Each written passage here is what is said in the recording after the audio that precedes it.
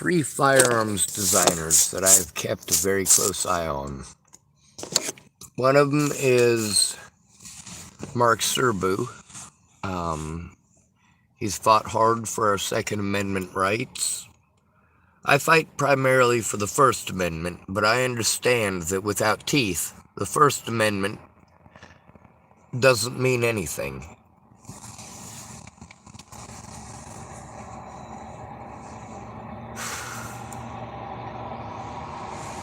Words alone do not stop tyrants, but words and ideology, those can be used by tyrants to harm all of us. The importance of the Second Amendment cannot be overstated, especially here in the United States where, well, try as you may, you'll never be able to get rid of all the firearms. There are just too many people with an education, and there's too many people with caches, large caches of weapons all over. There's too many people who know how to make their own black powder. There's too many people who will improvise in other ways.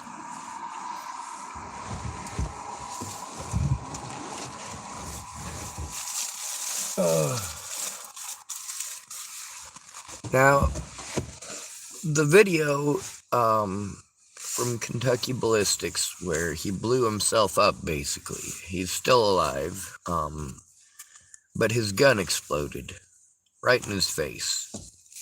Very scary stuff. If you've ever had anything explode in your face, it's scary no matter what. I remember one time I was trying to make Jell-O, and I had a thing full of ice, and I was gonna pour it into the pan. Well, the person that I was with decided to take the pan with the melted Jell-O and pour it directly on top of the ice cubes, at which point the whole thing shattered, blew ice cubes and glass all over the place. And they're not supposed to do that, I get it. Well, that's the same thing with this video. What ended up happening is that a round, a 50 caliber BMG round that was being fired out of it's not even a bolt action. I mean, you take about a minute and a half to load this thing. It takes longer to load it than it takes to load a black powder rifle. So, I mean, it's not something that's made for... It's not a serious piece of military-type hardware, basically. It's a poor man's 50 cal. Now, Mark Serbu, he does sell his plans as well as his firearms. And I actually bought one of his plans. And it's not something I am ever planning on making or using or utilizing. It's, an understanding of the Second Amendment. And, of course, all these gun buybacks. So, with these gun buyback programs, they'll apparently buy these guns from you for a certain amount per gun, or give you a certain amount of gift certificates per gun, or, you know, the like. Anyway, he was kind of trying to show the futility of that and the stupidity of it by showing a design that's easy to make. Any idiot could do it, just a single shot pistol. And the point of it is that this isn't really something you're gonna want to actually go out and make and shoot. You could, but why would you want to? So, with his explanation on the reason that he made that plan for that particular firearm, and it's the simplest damn thing in the world, I was like, you know, I can understand that reasoning. I don't want to actually build it. I'm just trying to get attention from the FBI, the ATF, anybody that'll take a fucking look. When it comes to human trafficking, you need to listen to homeless people. The homeless women especially, but the homeless men are possibly going to have more of the hookups than a lot of the women who are in the trades. Fighting for our Second Amendment rights, that's not just your right to own a gun for shooting some dinner or to go out plinking. That's also your right to defend your life and the lives of your family. Your right to do so.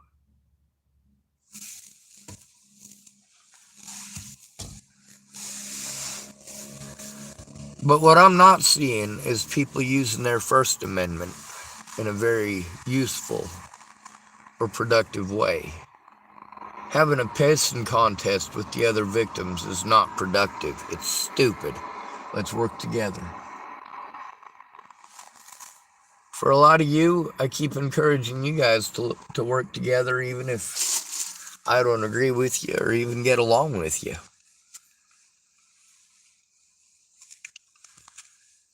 Now this feller, Scott from Kentucky Ballistics, while firing a Mark Serbu rifle, what is it that ended up being the problem? This wasn't a homemade rifle. This is a Mark Serbu produced gun.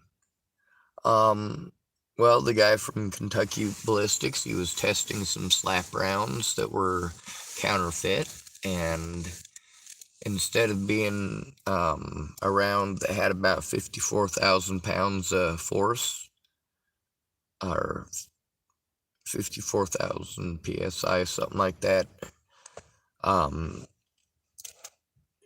it was loaded with a round of 180,000 or more.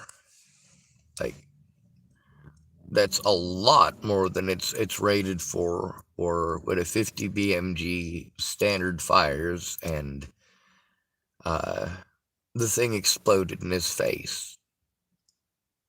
So it wasn't the rifle's fault, and it wasn't the shooter's. Well, there's plenty of blame to go around, but the rifle was definitely not designed for some dumbass who doesn't know what he's doing when loading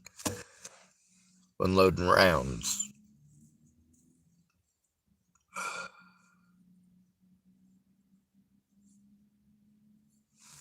Now, Mr. Serbu, when that gun blew up in Scott's face, if you listen to him explaining his injuries, and you can see it in the picture on the front of this, you can see how horribly mangled he was. You also get to see when he, recreated it, how lucky he really got. Like, there was stuff that was swinging around his head from that firearm that if it had smacked him in the right place in his head, it would have been all over. So he got really lucky, and he admits that too. There's also pieces of it that went through his body, like into his neck, and then through his body into one of his lungs, collapsing it. He has a very, very honest respect for those rounds and for that firearm at this point. He did recreate it by making sure that he fired a round out of it that had 190,000 pounds, and that way he would guarantee that it would fail and see if it failed in the same way, and it certainly did. And, of course, that rifle was provided by Mr. Serbu. So the guy from Kentucky Ballistics who almost died firing one of his rifles could test it out and, see what it was going to take, what was required, how that situation ended up happening. Turns out, yeah, it was definitely the round.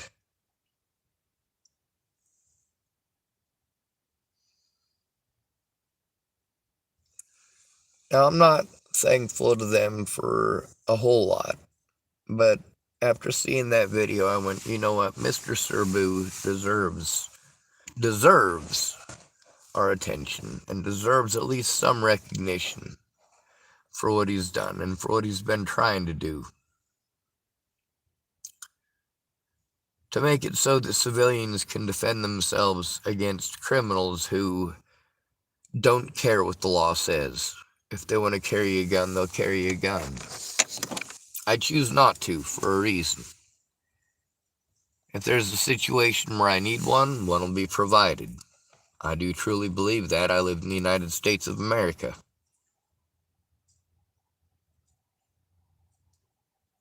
If that don't work, well, there's always some other method of tomfoolery or stupidity.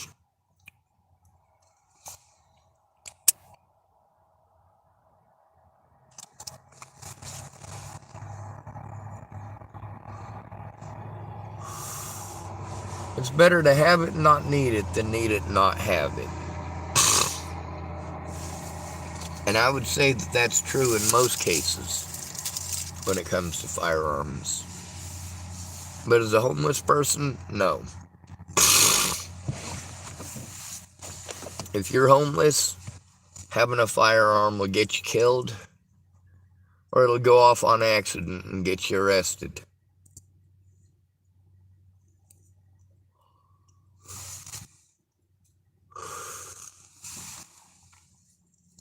I don't even keep BB guns in my vehicle.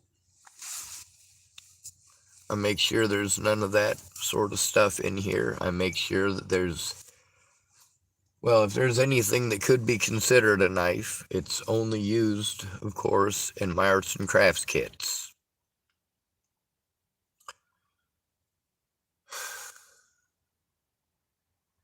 And I'm pretty sure that's all locked up in my tool case up there in storage.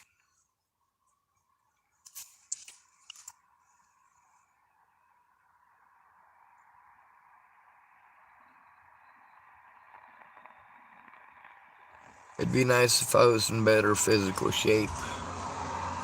It'd be nice if I was able to really get out there and ruffle some feathers. But Mark Serbu, he's been fighting this for a long time.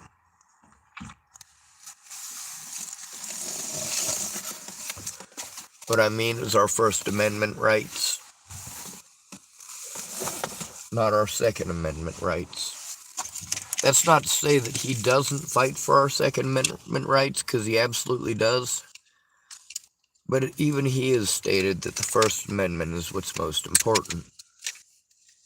The guy from Kentucky Ballistics, Scott, who maimed himself firing that gun, buying some substandard ammunition.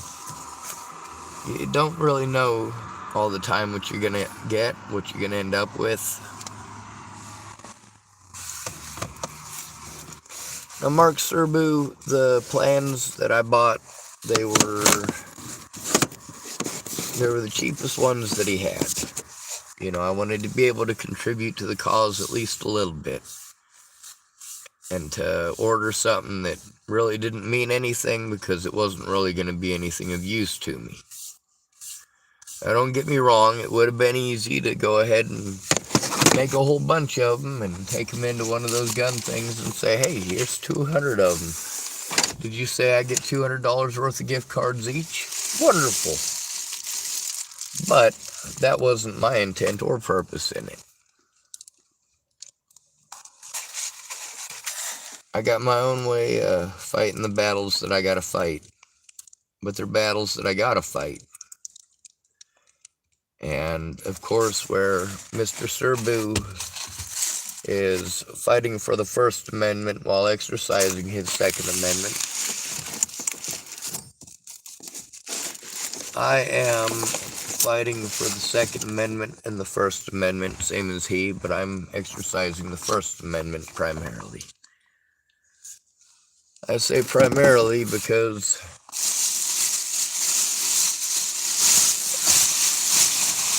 there have been occasions where I've had a firearm in my hands usually courtesy of someone else.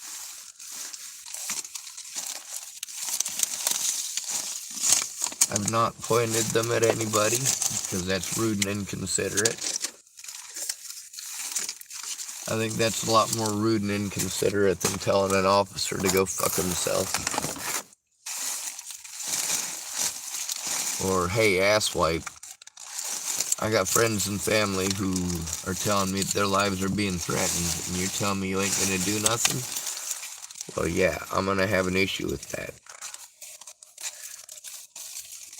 Sure, my family and friends are a bunch of assholes, but they're my assholes. That's why my opinion stinks so bad. Too many assholes in my life. You see what I did there? It's called deflecting. It's an easy thing to do, and a lot of you guys are stuck on that. When you fuck up, you fuck up. It happens. When you make mistakes because you had the wrong information, it happens. But that's no excuse not to do something to try to rectify the situation. There's also the idea of customer safety, which does need to be important in the firearms industry. And I feel that what Mr. Serbu has done is commendable.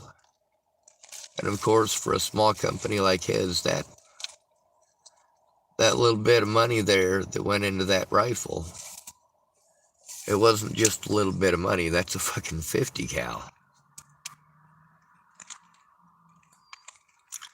Now, as many of you may know, I do like guns as far as the mechanics of them. I love mechanics. I just don't like the idea of people killing people. I think that's a stupid idea, and it doesn't do anything good for anybody. I can think of a lot more stupid things that are less harmful to other human beings.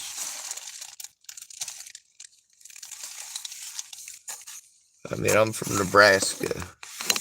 You know, a lot of people do that hold my beer thing. Well, that's not the Nebraska way, actually.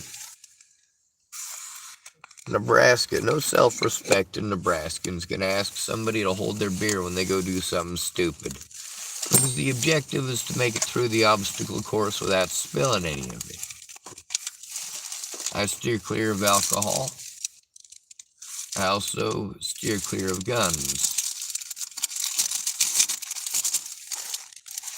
I would absolutely love to make firearms for a living, but it depends to what end. What's the purpose of making the firearms to begin with? What are they going to be used for? If I were to make them, well, I wouldn't. There's a lot of stuff that's more productive for our society. We have guns.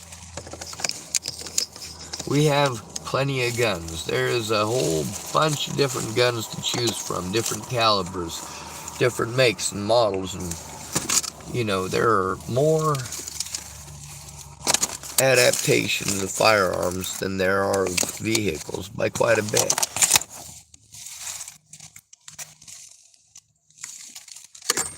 We've also produced a lot more firearms than vehicles, so that should probably be mentioned as well.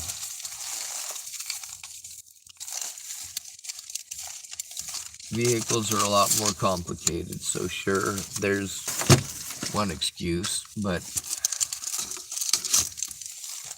we get to hear people saying, oh, we need to do better, we need to do better. Well, how are you trying to do better?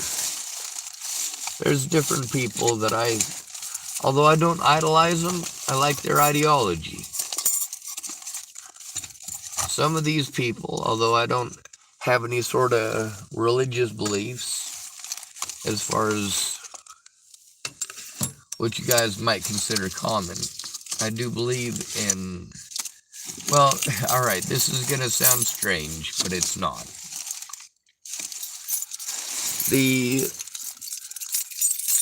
first witches, or the first doctors, were considered witches by the Catholic Church, the first Western doctors. And they were locked up by a pope and awaiting death when the Black Death comes through town, and the pope wanted his life saved. So he let the doctors out. It's actually a pretty famous story in a lot of parts of the world, because that's what got the Catholics to allow modern medicine instead of saying, oh, we just need to pray to God. Let's just pray to God. And anybody who practices being a doctor is a heretic and so on and so forth. Like, that's some horrible stuff. So,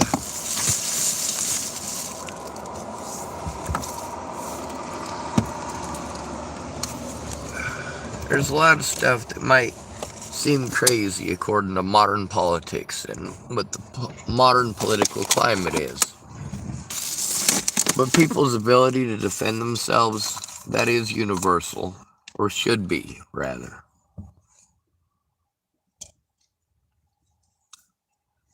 For people to be told that they're not allowed to defend themselves or their families, that they have to do all sorts of complicated stuff and jump through a bunch of hoops to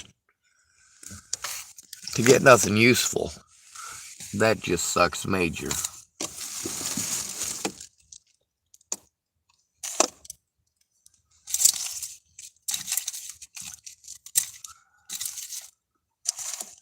There's plenty of stuff that you can do with your life that doesn't involve blowing stuff up.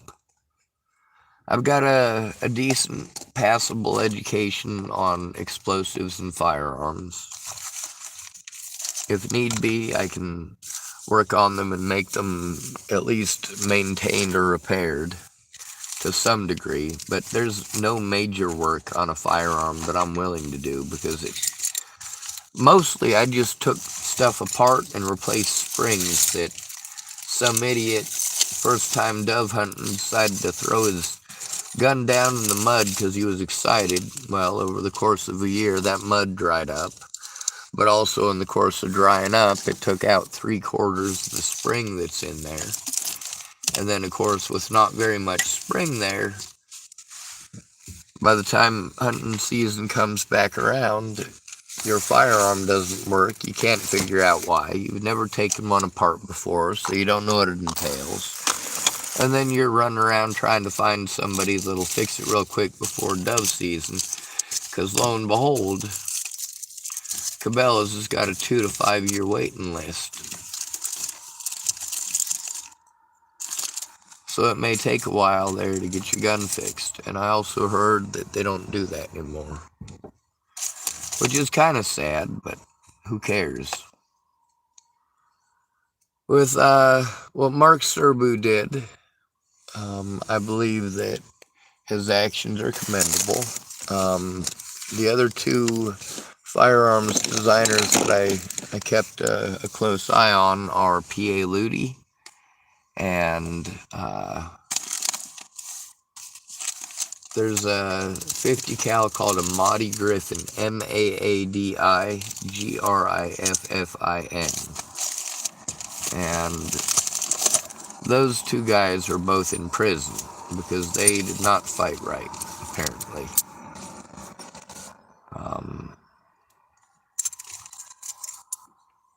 They didn't shoot people or anything like that. They just weren't willing to comply with stupid laws. And I do mean stupid laws. See, the point of both of those men was that, any idiot can do this. Not literally any idiot, but this isn't a skill that you can take away from people now that they have it. Now that they have the materials, there's no way for you to take it away from everybody anymore. If they've already got print-offs of it, print-offs of how to do it, the machining process, stuff like that, they've already got the print-offs. So even if you take it off the internet, there's still people who are going to have that information and have access to that information Oh, and now you've taken something that's, relatively inexpensive, so really nobody cares, to making it a tougher to get item, which means there's profit involved, which means people are going to make money off of it, which means you're cutting yourself out in the long run anyway. Logistics, right? Anyway, I started this video because I was about to sneeze myself to death, and I figured, you know what, if I'm going to be up sneezing, I might as well be sneezing on my camera. And I haven't sneezed a whole lot. I don't think I've sneezed since I started the video. So I'm gonna lay down and try to get some sleep. We'll hope something works out here. I don't know. Being forced into homelessness. This isn't stuff that anybody should have to go through.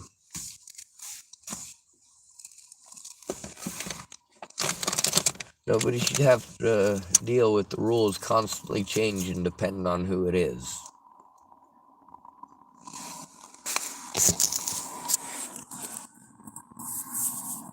I don't feel like a red-blooded American. Because I don't feel as if I've ever been treated like a real red-blooded American, as you might call it, or as many of you do call it. I've always been a second-class citizen to most of you. Or less. Fuck is my cane? As a homeless person, we don't have rights. Even our right to carry firearms is greatly diminished, and it's scary. It's not safe as a homeless person to have a gun. There's too many situations that can happen, and often do happen, where there's somebody who's on drugs or alcohol and flips their shit. And sure, maybe most days you trust them with the knowledge that you have a firearm. But that one night that they get all drunk and stupid and decide that they're gonna take their shit out on somebody while they're making drunk and stupid decisions, well, they know where your gun's at and they go and do something stupid. Or you carry it around in your backpack because concealed carry laws and so on and so forth. You just don't want to get messed with looking like a hobo with a firearm on your hip. In some places that's legal, and in some places it's not. If you're traveling across state borders, it's not. You gotta get a bunch of permits and a bunch of other stuff to go along with it, and it's not gonna be easy stuff to get as a homeless person. Anyway, this video is gonna have to end in just a minute because my battery's running low.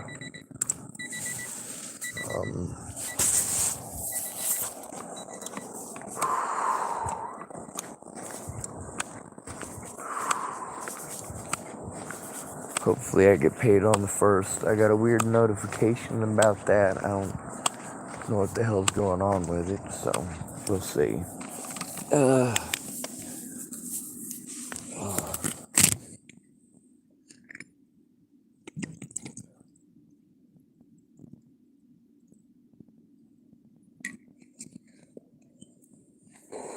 Use that for water in the morning.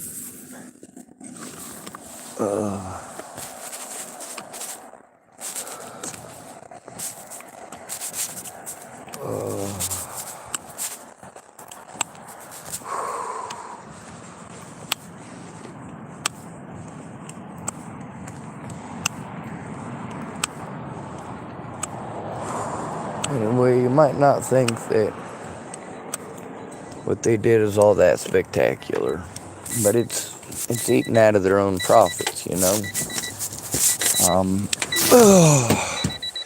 And of course, recreating it so they can hopefully make a better product.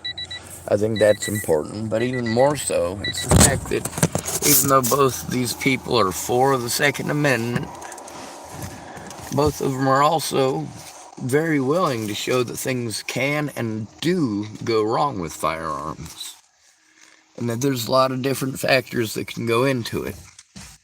Could be bad design, but it also could be that you've got a round that is over 3 times what it should be.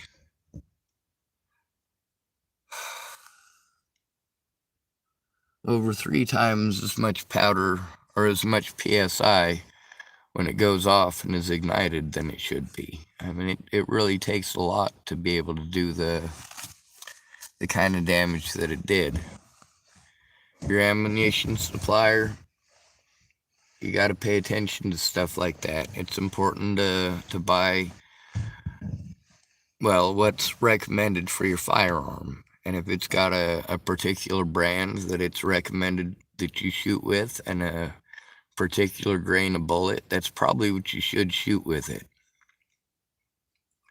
I used to have a .22 long rifle. It was a Browning vest pistol, very small. But the only rounds that it would shoot out of it consistently without fail were the Aguila Triple S rounds. That's the sniper subsonic ones. Basically, it was a .22 short lead, or a .22 short casing with a .22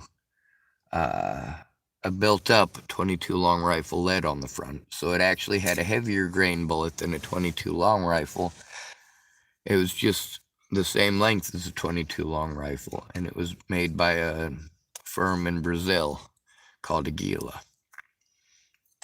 The Israelis used the Aguila rounds to shoot rock-throwing rioters in Palestine. Well, Palestinians primarily.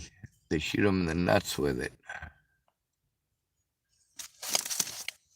Kind of a mean thing to do.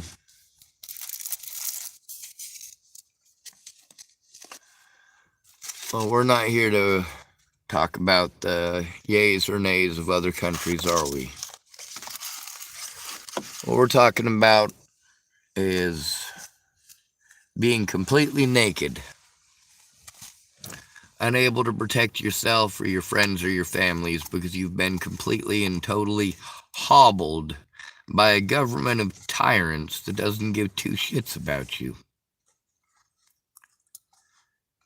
I used to pretend I was as red-blooded and American as everyone else, but it was just pretend, and I saw everybody as people.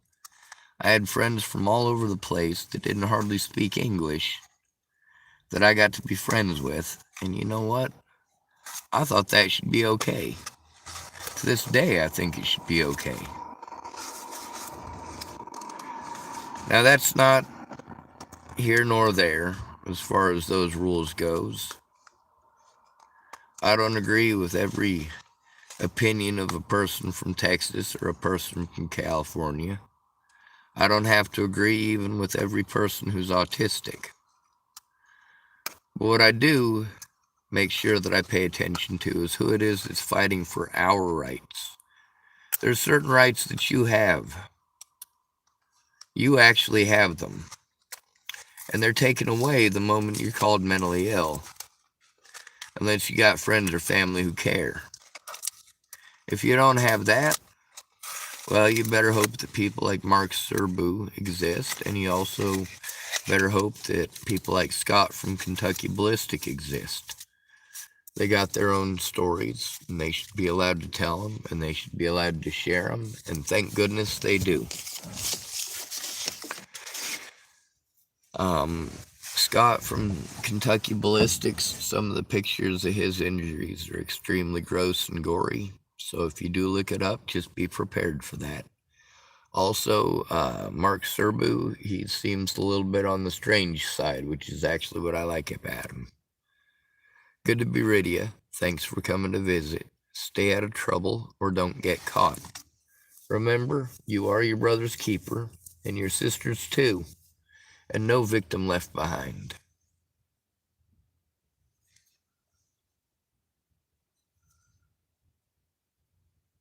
The most likely civilians to be victimized in this society are the ones who are the least likely to be armed.